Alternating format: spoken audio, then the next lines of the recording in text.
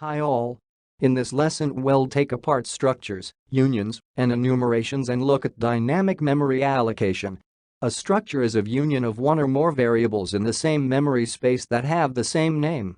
The fields of a structure are the variables. There are two types of structures: own structures, classical, and managed structures, declared as a reference or value. Here is also the syntax for declaring a classical structure. To describe a variable structure, you must first define a structure template, which is called a structure format. In this example, an employee structure is created.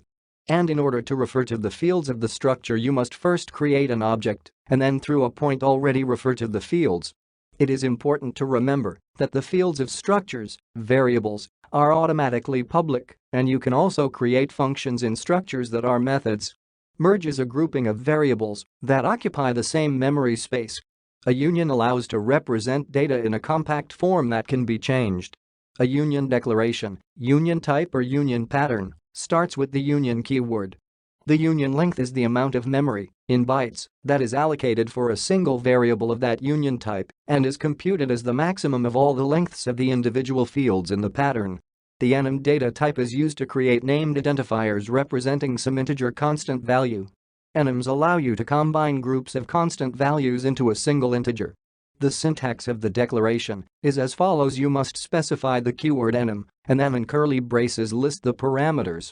There is an explicit initialization of variables, i.e. assigning some value to it, and an implicit one in which the value is taken from the index, i.e.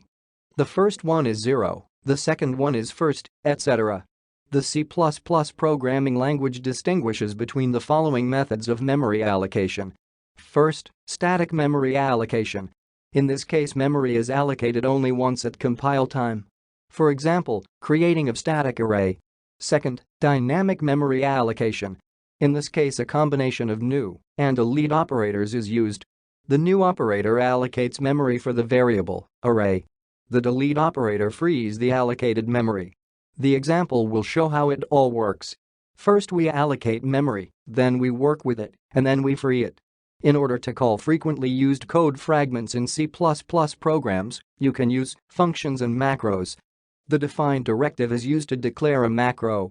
The general form of a macro declaration is as follows. The definition is written, then the macro name, the parameters, and the expression. You can also use define to declare a constant, e.g. a pi number. Thank you all for your attention. Subscribe to the channel and like it.